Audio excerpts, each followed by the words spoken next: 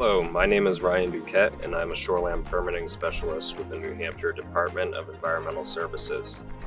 In this video, we'll offer you some tips about beaches and how to minimize their impacts on water. Let's get started. People who live near water often want to add a beach within the protected shoreland. Proposed impacts to the natural shoreline often include clearing vegetation, excavation, and adding sand. New Hampshire's Shoreland Water Quality Protection Act requires property owners along shorelines to leave a vegetated waterfront buffer intact. The main purpose of this shoreline buffer is to protect water quality. Additional regulations may also apply. Beach sand can impact lakes in physical, biological, and chemical ways. Lakes are the settling basins of their watersheds. They collect materials that travel down slopes and drains. Gradually but steadily over many years, decades, and centuries, they fill up. Deeper lakes become shallower lakes. Shallower lakes become marshes. Marshes become meadows, and so on. This process is often called lake aging. Lake aging cannot be stopped, and it cannot be reversed, but it can be sped up. One way to greatly speed up lake aging is to add more sand. Any additions to the rate and volume of materials that fill up lakes will also reduce their stormwater storage capacity. Imagine 1 cubic yard of sand per year eroding from a beach into a lake. Over the course of a decade, the lake will have gained an additional dump truck load worth of sand.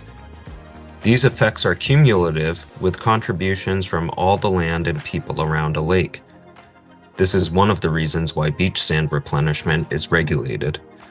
Please note also that if a shoreline doesn't already have a natural beach, any artificial beach you want to build will have the natural erosive forces of wind and water working constantly to destroy it. Eroded sand can either travel to a neighboring shoreline or it can settle right in place, disappearing completely from your view and speeding up your lake aging process. It may also accumulate in channels or coves, which can disrupt boat navigation and reduce access to other lake frontage areas.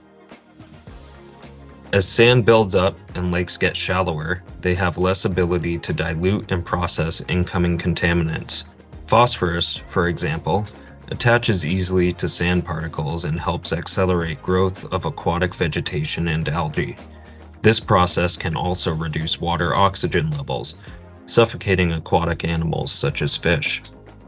As shallower lakes face additional sun exposure, their temperatures rise, reducing their oxygen capacity even more. This combination of oxygen depletion and increased nutrients is often also a contributor to invasive aquatic plant growth. In addition to its impacts on oxygen and contaminants, spreading beach sand below the water level can smother critical habitat for smaller native species of algae and invertebrates, harming the food chain of higher organisms that depend on them.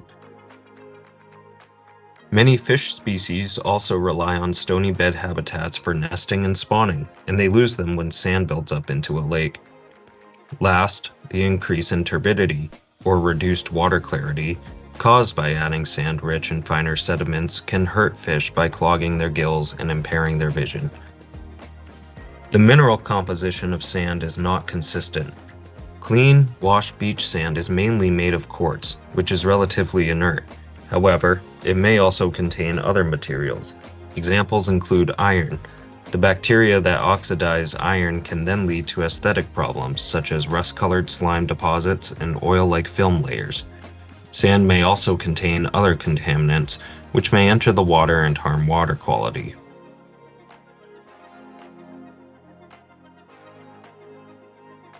Proposed beaches cannot be permitted if they are designed or constructed in ways that will contribute sand or sediment to the water. All new permitted beaches are built in a perched position. This means flat and out of the water. Choose a location at least 10 feet from your property boundaries, unless you get written permission from the affected abutters. Choose the location with the least environmental impact. Look for areas that would require you to remove the smallest amount of trees, shrubs, ground cover, rock, and soil.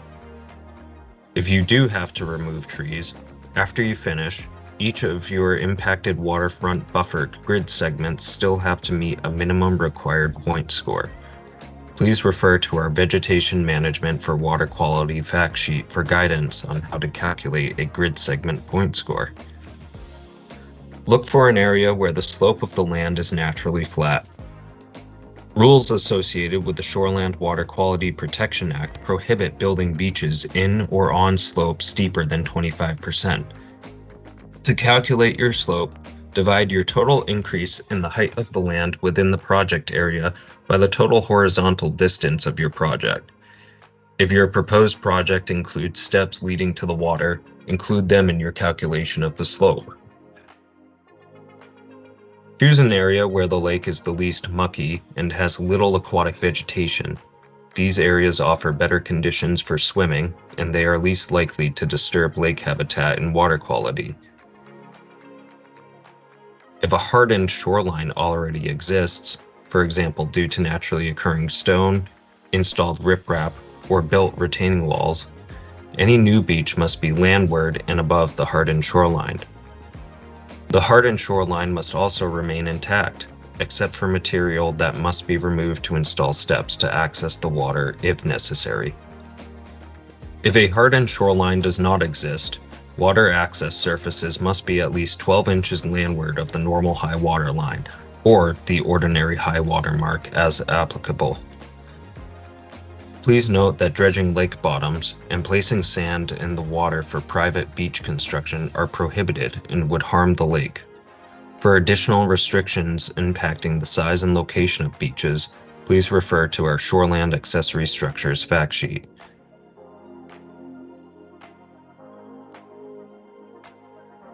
Once you receive your permit and are ready to start, install appropriate erosion and siltation controls. Maintain them until you have stabilized all disturbed areas. Keep all machinery out of the water. Avoid disturbing any boulders along the shoreline, except if needed to build steps. If the frontage is not naturally rocky, a barrier may be permitted and built landward of the high water mark. This barrier may be made of wood or stone. It must present a rough face to the lake to help dissipate wave energy.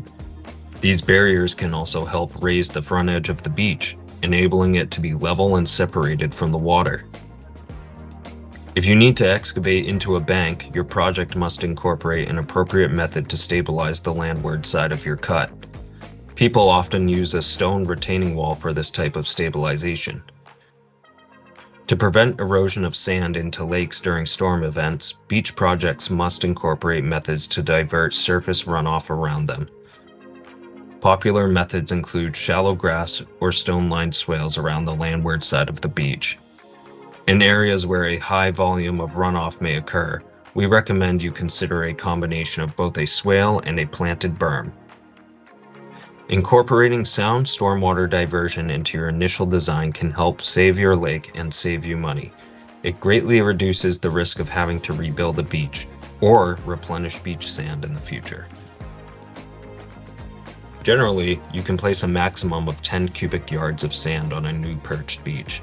Any more than that may result in a higher impact classification, taking your project from a minor to a major, which we recommend avoiding where possible. We recommend stairs made of wood or wood-like materials constructed over the existing grade. These are often the best option to avoid and minimize impacts.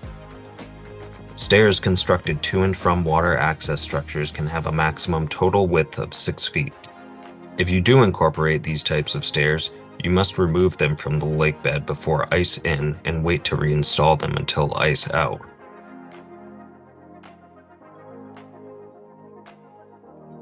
Replenishment is limited to 10 cubic yards of beach sand and to a frequency of no more than once every 6 years.